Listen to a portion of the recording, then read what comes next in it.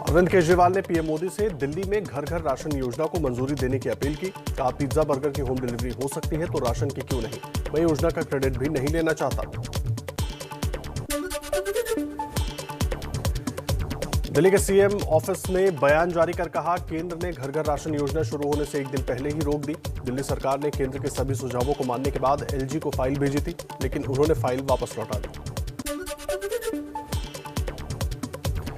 घर घर राशन योजना पर केंद्र सरकार की सफाई। कहा, दिल्ली की राशन योजना को नहीं रोका, सिर्फ नियमों की जानकारी दी। दिल्ली सरकार दूसरे नाम से योजना लागू करे, हम अतिरिक्त राशन देने को तैयार हैं। आपने ट्वीट के जरिए केंद्र को घेरा। कहा, मार्च में बीजेपी ने तमिलनाडु में राशन की होम डिलीवरी का वादा किया था, लेकिन दिल्ली में घर घर राशन पर रोक लगा दी। बीजेपी को दिल्ली से नफरत क्यों है। दिल्ली के गोविंद वल्लभ पंत अस्पताल में नर्सों के मलयालम में बात नहीं करने का आदेश। राहुल गांधी समेत कई नेताओं ने हॉस्पिटल के आदेश पर उठाए सवाल। दिल्ली सरकार ने जीबी पंत हॉस्पिटल को मलयालम भाषा बैन करने के आदेश को तुरंत वापस लेने का आदेश दिया। अस्पताल प्रबंधन से जवाब तलब। प्रियंका गांधी ने जीबी पंत हॉस्पिटल में मलयालम बैन करने के आदेश की निंदा की। मलयालम में ही ट्वीट कर कहा, यह आदेश नस्लवादी, भेदभावपूर्ण और पूरी तरह से गलत है। कोरोना की रफ्तार में लगातार कमी। पिछले 24 घंटे में 1,14,460 नए केस, 2,677 लोगों की हुई मौत। अब तक 23 करोड़ 13 लाख से ज्यादा वैक्सीन की डोज लगी।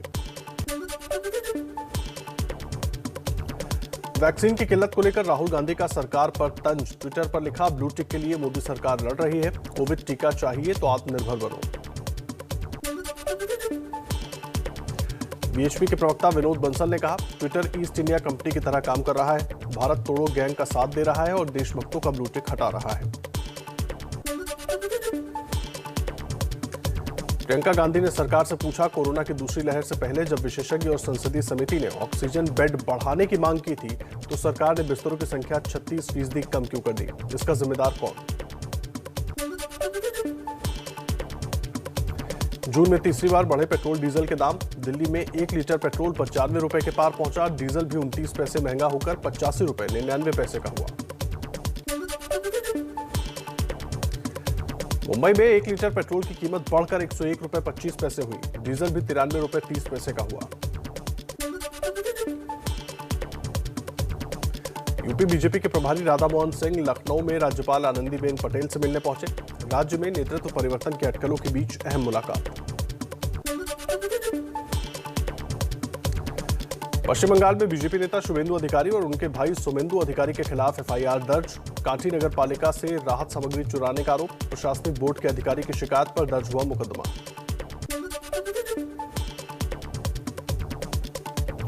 कोलकाता में बीजेपी दफ्तर के पास मिले 51 देसी बम। पुलिस ने बैग को कब्जे में लिया, जांच जारी।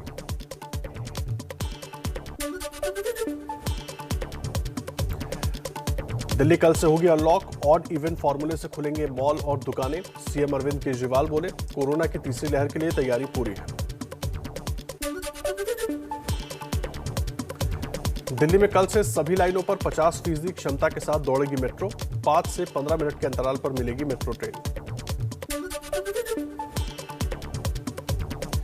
मध्य प्रदेश के सीएम शिवराज सिंह चौहान ने कहा, राज्य में धीरे धीरे अनलॉक होने के बावजूद सबको बेहद सतर्क रहने की जरूरत है। बिहार में लॉकडाउन को कुछ रियायतों के साथ आगे बढ़ाया गया। अब राज्य में 8 जून तक जारी रहेंगी पाबंदियां।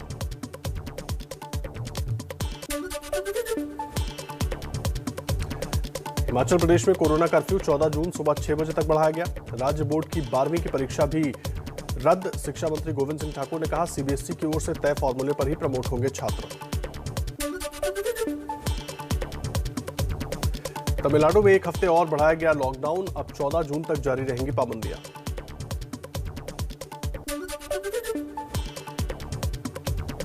कर्नाटक में भी लॉकडाउन बढ़ाने का ऐलान। सीएम बीएस येदियुरप्पा बोले, कोरोना की चेन तोड़ने के लिए 14 जून तक सख्ती जरूरी।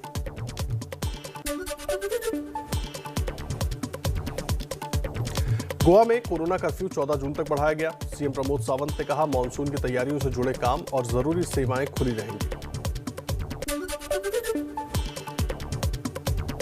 असम सरकार ने कोरोना पर काबू के लिए लगी पाबंदियां 15 जून तक बढ़ाई। दोपहर 1 बजे से अगली सुबह 5 बजे तक लागू रहेगा कर्फ्यू। त्रिपुरा में भी कर्फ्यू 10 जून तक के लिए बढ़ाने का ऐलान। आज खत्म हो रही थी मियाद। सभी शहरी इलाकों में दोपहर से लेकर सुबह 5 बजे और ग्रामीण इलाकों में शाम 6 बजे से सुबह 5 बजे तक कर्फ्यू। दिल्ली में 500 से नीचे आए कोरोना के नए केस। एक दिन में 414 नए मरीज सामने आए। 60 लोगों की मौत। संक्रमण की दर घटकर 0.53% हुई। केंद्रीय स्वास्थ्य मंत्रालय का दावा, राज्यों और केंद्र शासित प्रदेशों के पास 1,65,00,000 कोरोना की वैक्सीन उपलब्ध। केंद्र की ओर से सभी राज्यों को अब तक वैक्सीन की 24 करोड़ डोज दी गई है। दिल्ली के एम्स में भारत बायोटेक की कोवैक्सीन का बच्चों पर ट्रायल कल से होगा शुरू। अस्पताल की एथिक्स कमेटी से मिली मंजूरी। पहले ग्रुप में 12 से 18 साल के बच्चों को शामिल किया जाएगा। सीरम इंस्टीट्यूट की दूसरी वैक्सीन कोवोवैक्स के तीसरे फेज का क्लिनिकल ट्रायल इस महीने के मध्य से हो सकता है शुरू। Drug controller general of India यानी DCGI ने ट्रायल की मंजूरी दी।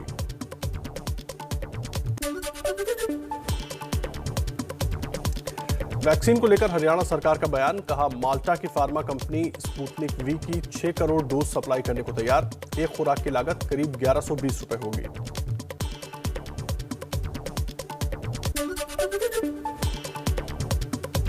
अकाली दल के नेता सुखबीर सिंह बादल ने घोटाले की जांच CBI से कराने की मांग की। कैप्टन सरकार में स्वास्थ्य मंत्री बलबीर सिंह सिद्धू के घर के बाहर कल प्रदर्शन करने का ऐलान भी किया। केंद्रीय मंत्री हरदीप पुरी का पंजाब सरकार पर निशाना। कहा, वैक्सीन से मुनाफाखोरी कर रही है कैप्टन सरकार। 309 रुपए में खरीदकर 1560 रुपए में बेची जा रही है वैक्सीन।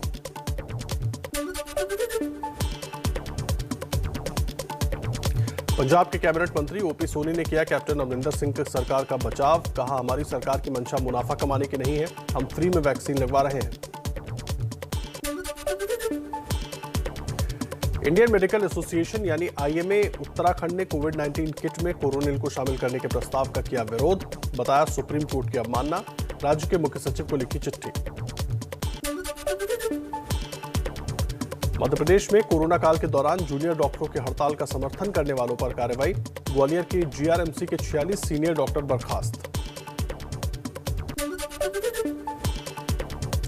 मध्य प्रदेश में हड़ताल करने वाले डॉक्टरों को हॉस्टल खाली करने का आदेश। डॉक्टरों के संगठन JUDU का बयान। कहा, यह दमनकारी कार्रवाई। जूनियर डॉक्टरों की हड़ताल पर MP के चिकित्सा शिक्षा मंत्री विश्वास सारंग का बयान। कहा, हमने मांगे मान ली है, फिर भी डॉक्टर बात करने को तैयार नहीं है। क्या उन्हें दूसरी विचारधारा के लोग भ्रमित कर रहे हैं? मध्य प्रदेश के जावरा में ऑक्सीजन प्लांट शुरू। CM शिवराज सिंह चौहान ने भोपाल में वीडियो कॉन्फ्रेंसिंग के जरिए किया प्लांट का उद्घाटन।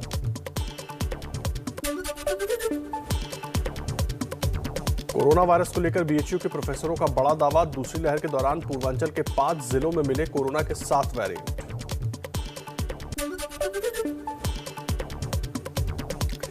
बेंगलुरु की ब्लैक फ्रॉग टेक्नोलॉजी ने वैक्सीन के ट्रांसपोर्ट के लिए बैटरी से चलने वाला नया रेफ्रिजरेशन सिस्टम बनाया। इसमें 12 घंटे सुरक्षित रखा जा सकता है टीका। मध्य प्रदेश के सागर में ब्लैक फंगस के मरीजों को लगाए गए एम्फोटेरिसिन B इंजेक्शन का हुआ उल्टा असर। मरीजों ने बुखार और उल्टियां आने की शिकायत की। नई डोज लगाने पर रोक लगाई गई।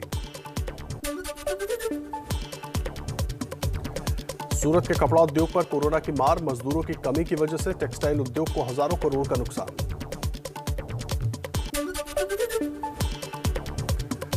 वाराणसी के पंडित राजन मिश्र कोविड अस्पताल के बाहर हाउसकीपिंग कर्मचारियों ने किया हंगामा।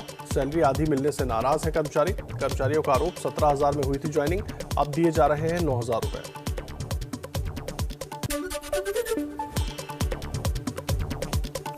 बीजेपी राष्ट्रीय महासचिवों की बैठक आज भी जारी है। कल की बैठक के बाद JP नड्डा PM मोदी को से मिलकर उनको दिया फीडबैक।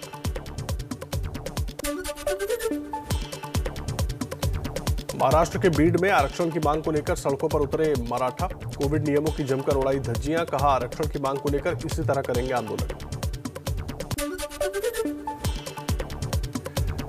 अलीगढ़ शराब कांड का मुख्य आरोपी और 1 लाख का इनामी ऋषि शर्मा को पुलिस ने किया गिरफ्तार। जहरीली शराब बेचकर 50 से ज्यादा लोगों की जान लेने का आरोप।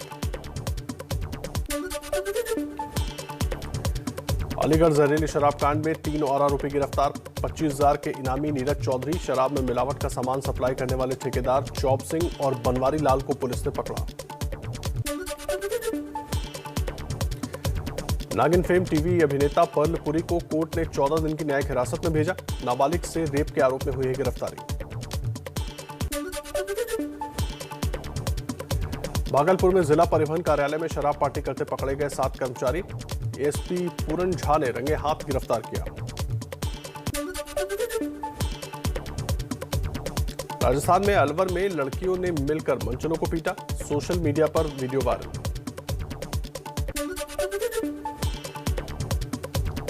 उत्तर प्रदेश के रामपुर में पशु तस्करी का मामला, पुलिस ने 9 लोगों को गिरफ्तार किया।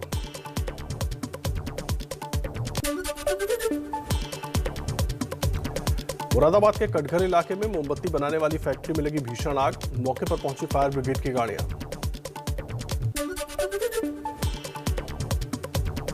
देश के 2 माउंटेनियरिंग स्कूल की संयुक्त टीम ने माउंट एवरेस्ट पर लहराया तिरंगा। टीम की अगुवाई जवाहर इंस्टीट्यूट के प्रिंसिपल कर्नल आई.एस. थापा और नेशनल इंस्टीट्यूट ऑफ माउंटेनियरिंग के प्रिंसिपल कर्नल अमित बिष्ट कर रहे थे। रूस के राष्ट्रपति व्लादिमीर पुतिन ने पीएम मोदी और चीन के राष्ट्रपति शी जिनपिंग को बताया जिम्मेदार शख्स, कहा दोनों के बीच कोई और दखल ना दे। ब्राजील ने भारत बायोटेक के कोवैक्सीन के आयात को मंजूरी दी। पहली खेप में 40 लाख वैक्सीन भेजी जाएगी।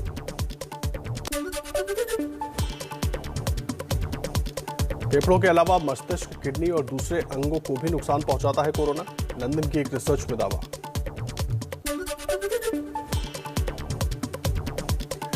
नाइजीरिया में ट्विटर पर बैन के बाद मौके का फायदा उठाने की तैयारी में भारतीय सोशल मीडिया कंपनी कू।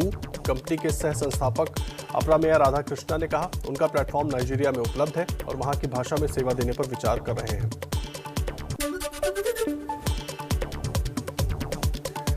अफगानिस्तान में तालिबानियों को निशाना बनाकर हमला, हवाई हमले में करीब 20 लोगों के मारे जाने की खबर। संयुक्त राष्ट्र की रिपोर्ट में बड़ा दावा, पाकिस्तान और अफगानिस्तान में छिपे हैं अलकायदा के कट्टर आतंकी। पूर्व सरगना अल जवाहिरी जिंदा है लेकिन बेहद कमजोर।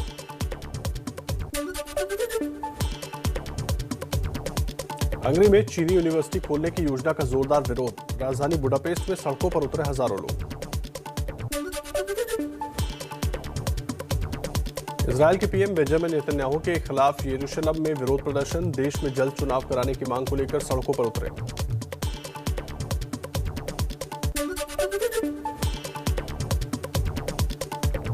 15 जून तक बिहार झारखंड में मानसून की दस्तक। अभी कर्नाटक तक पहुंच चुके हैं काले बादल।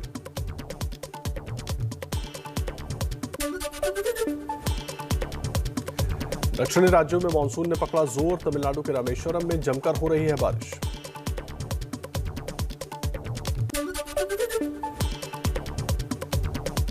चक्रवाती तूफान यास से हुए नुकसान की समीक्षा करने पश्चिम बंगाल जाएगी केंद्र की टीम। दक्षिण 24 परगना में तूफान प्रभावित इलाकों का दौरा करेगी। अधिकारियों के साथ बैठक भी होगी।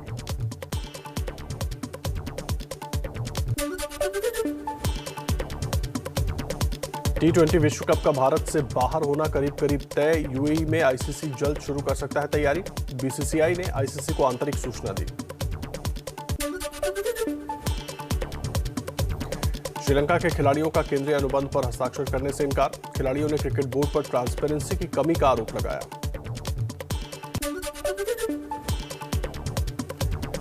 बॉलीवुड के महान अभिनेता दिलीप कुमार की तबीयत खराब। आज सुबह सांस लेने में तकलीफ के बाद मुंबई के हिंदुजा अस्पताल में भर्ती कराया गया। TV reality show big boss के सीजन 15 के कंटेस्टेंट के तौर पर हिस्सा बन सकती हैं भूमिका चावला। शो के लिए भूमिका को अप्रोच करने की खबर। शादी के बाद काजल अग्रवाल ने साइन की पहली फिल्म उमा। तथागत सिन्हा है फिल्म के निर्देशक। पिछले साल अक्टूबर में बिजनेसमैन गौतम किशलू से शादी के बाद काजल ने ब्रेक लिया था।